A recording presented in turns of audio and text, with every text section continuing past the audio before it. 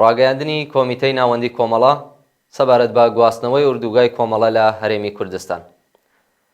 جەماوەری تێکۆشەری کوردستان دوای تێپەڕبوونی نزیکەی 2 ساڵ بەسەر واژۆی ڕێککەوتنە ئەمنیە شەرمەزارانەکەی دەوڵەتەکانی ئێران و عێراق سەرنجام پرۆسەی بەکردەوە دەراتنی قۆناغێکی دیکە لە بڕگە شاراوەکانی ئەو ڕێککەوتنامەیە چووە باری جێبەجێکردنەوە.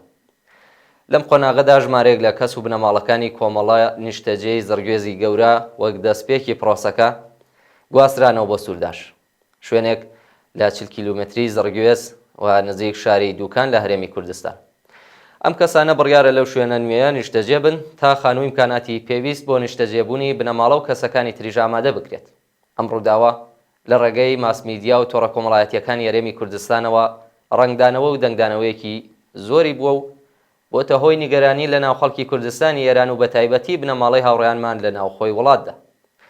بە مەبەستی ڕوونکردنەوەی وردەکاریەکانی ئەم ڕووداوە سەرنجی خەڵکی تێکۆشەری کوردستان بۆ ئەم خاڵانەی خوارەوە کە باز دەکرێن ڕادەکێشین.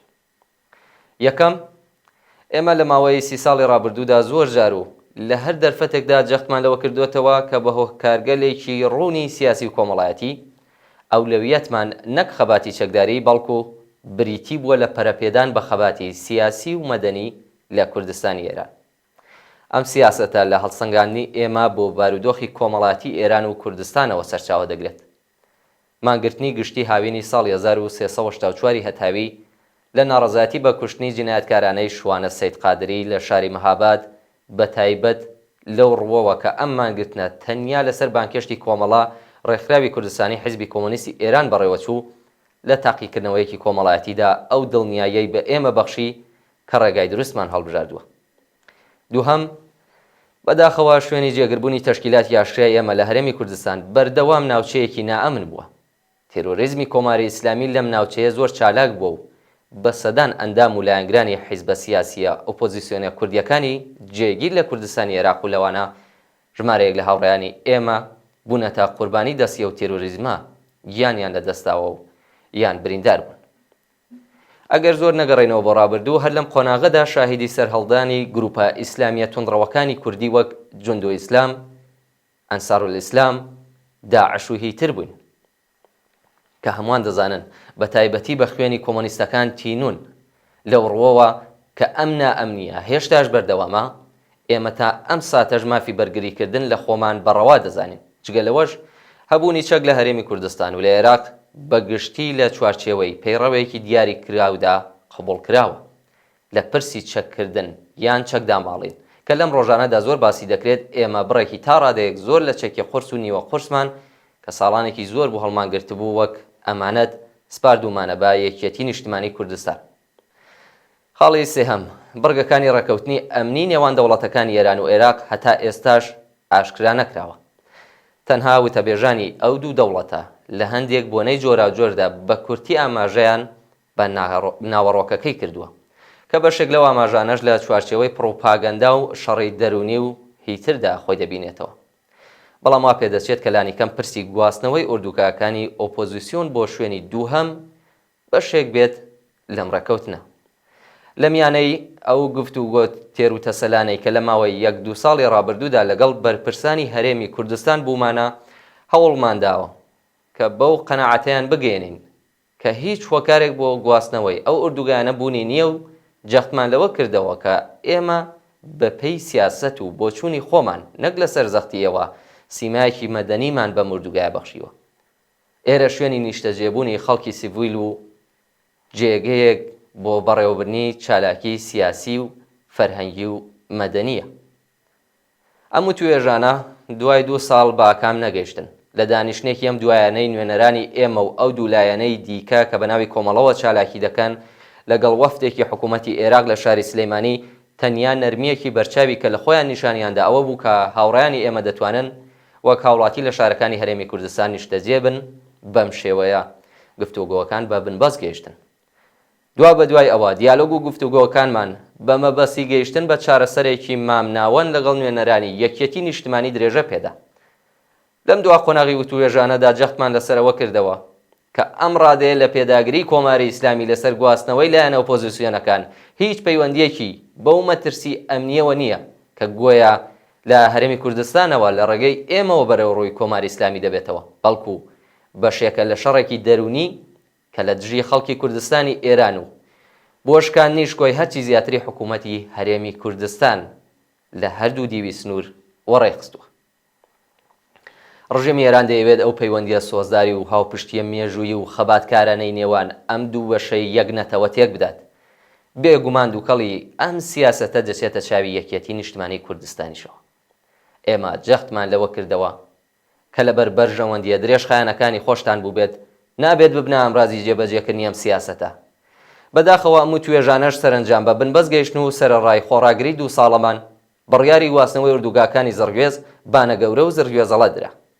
بڕیار درا کە ئەم پرۆسەیە قۆناغ بە قۆناغ بەڕێوە بچێت. قۆناغەکانی داهاتوو پەیوەندی دەبێت بە ئاسی ئامادەکاریەکانی شوێنی نوێ بۆ نیشتەجێبوونی باقی دانیشتوانی ئەو ئوردوگایانە. 4. سەرەڕای ئەم ڕووداوەی ئەم دواییە ئێمە پێمان وایە کە حکوومەتی هەرێمی کوردستان دەتوانێت لەمە دوایش هەندێک هێڵی سوور بۆ داواکاری و گوشارەکانی کۆماری ئیسلامی و نوێنەرەکەی واتە دەوڵەتی عێراقدا بنێت. ئێمە دەزانین کە دەوڵەتەکانی ئێران، عێراق و تورکیا لە ڕێگەی سەپاندنی ئەم گوشارانەوە بە دوای ئامانجێکی هاوبەشەوەن و لە هەماهەنگیەکی کردەییدا لەگەڵ یەکتر کار دەکەن. ئەوان خەباتی خەڵکی کوردستان لە پێناو بەدەستێنانی مافی چارەی خۆنووسین بە مەترسی بۆ سەر ئێستا و داهاتووی سیاسی خۆیان دەزان و لە پێکاتنی هەر چەشنە هاوپشتێکی نەتەوەی و خەباتکارانەی کە تەنانەت هیچ ئامانجێکی جیابوونەوەشی لە پشت نەبێت گەلێک نیگەرانن. ئەوان شاهیدی ئەوە بوون کە چۆن لە قۆناغە جیاوازەکاندا ئەم خەڵکە هاوبەشی خەم و شادی یەکتر بوون و لە پێناو ئەو هاوپشتیە گیانبازیان کردووە. بە تێگەشتن لەم ڕاستیە دەتوانن بەبێ ئەوەی پێویستی بە دنەدان و دوژمنایەتێکی پێشوەختە بێت لە هەمان کاتدا کە پەیوەندیە سیاسی و بازرگانیەکانی خۆیان لەگەڵ کۆماری ئیسلامیدا دەپارێزن سنوورێکیش بۆ دەستێوەردانی ئەم ڕژیمە لە کاروباری ناوخۆیاندا دابنێن کە بێگومان ڕەچاوکردنی سیاسەتێکی لەو شێوەیە بەهێزتریان دەکات. 5. واقعیەدەوەیە کە ڕێگوڕشەی ئێمە و تەنانەت زۆرێک لە ڕەوتەکانی دیکەش لە کۆمەڵگای کوردستانی ئێراندایە. جێگربوونی تەشکیلاتی ئاشکرای ئێمە لە شوێنێک بە ناوی زەڕگوێز تەنیا هێمایەکە.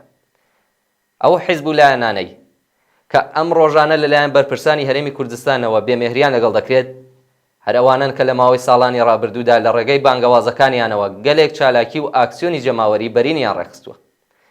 لە چەند مانگی سەرەتای شۆڕشی ژینادا چەندین جار ملیێنان کەس لەسەر بانگەوازی بە کۆمەڵی ئەو حیزبانە مانگرتنی سیاسی گشتیان بەڕێوە بردووە. هەر ئەم نفوذ و کاریگەریە کۆمەڵایەتیەیە کە کۆماری ئیسلامی بەم ڕادەیە تووشی ترس و خۆف کردووە و دڵخۆشە بەوەی کە گوایە دەتوانێت بە گواستنەوەی ئێمە لە خاڵێکەوە بۆ مەودای 40 کیلۆمتر ئەولاتر ورە و ئیرادەی تێکۆشەرانی ئێمە بۆ درێژەدان بەو ڕێبازە پڕ لە شانازیەی کە گرتویانەتە بەر لاواز بکات.